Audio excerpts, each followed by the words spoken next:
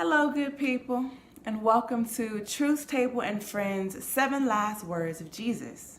I'm Mazaré. I'm a spoken word poet, and I'm a friend of the table. But most importantly, I'm just a friend of Jesus. And we believe that when Jesus speaks, we should listen. So while Jesus was hanging on the cross, nailed to this cross, taking the punishment for the sins that you and I have both committed, he said something. He said, "It is finished." I'm going to read John 19:32 so you can get the fuller picture. So it says, when Jesus had received the sour wine or vinegar, he said, "It is finished." And he bowed his head and gave up his spirit. Now, let's pan out a little bit and get the whole story, right? So here's a little bit of spoken word for you. The Genesis. The good old days when everything was bliss. Back in the Garden of Eden with Eve and Adam, eating apples laced with evil and good. It's understood that the poison was in the knowledge, not the fruit. But since knowledge is power, Adam and Eve were endowed with a new ability to shut the garden down with the evil they had found. So they had to be evicted. So God lovingly kicked them out of the trees. But when they hit the ground, they had the wind knocked out of them, which left them breathless. Bereft of the life God had breathed into Adam's nasal passages, spiritual lungs flattened. No CPR from a CMA could resuscitate these corpses.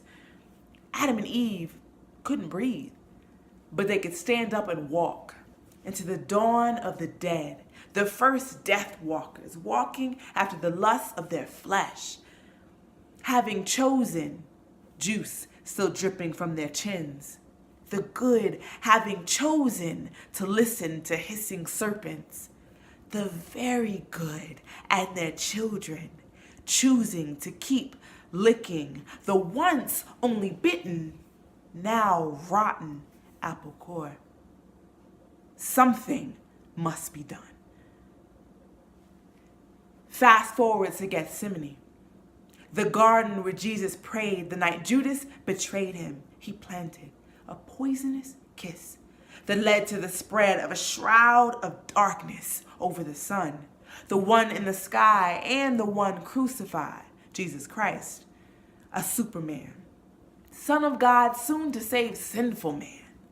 But before this eclipse, sweat blood dripped from Jesus' face to the ground as he groaned in agony. "Father, take this cup from me. It's too much for me."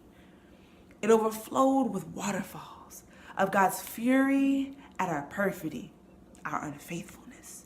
Someone had to pay for this. So Jesus drank every drop. The angry mob who accused him of blasphemy seized him and plastered him to a sinner's cross. Someone held the nails, someone raised the hammer, and someone pounded them into his open hands. They spit on him and jammed a crown of thorns into his skull. He was full of every pain imaginable when he managed to go, "It is finished." While his work was done, the story was still underway. Now, today is Good Friday.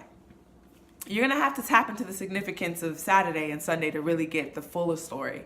But I just want us to focus on the fact that when Jesus said, "It is finished," I believe he was saying he finished the work that God gave him to do. Jesus, as the Son of Man, said he came to seek and to save the lost. And that Greek word for "it is finished" is tetelestai, which was used in accountants' language during the New Testament times to basically mean that a bill was paid in full. So that song, "Jesus Paid It All," is real. The work that Jesus did to make amends for or atone for the debt that you and I owe God because of all of the righteous or unrighteousness that we've done, all of that is complete. All of that is finished. That means that the power of Satan, the power of sin, the power of death is finished. Y'all, that is mighty good news. Mighty good news. And for me, that word, it is finished, is especially meaningful because I'm a perfectionist to a T. I have these extremely high standards for everything that I do. I am terrified of failure.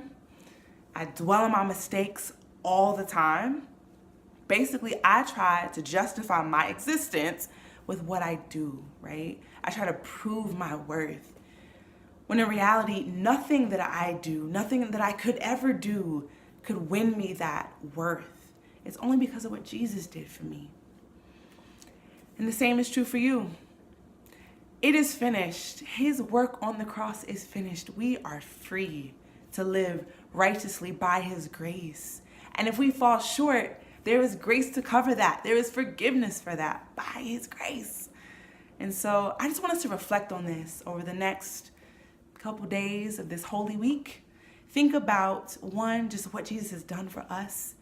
Be mindful of all of the wrong things that we've done, but then rejoice. Rejoice that our debt has been paid in full. It is finished. Happy Good Friday. Happy Holy Week. Much love, much care. Bye-bye.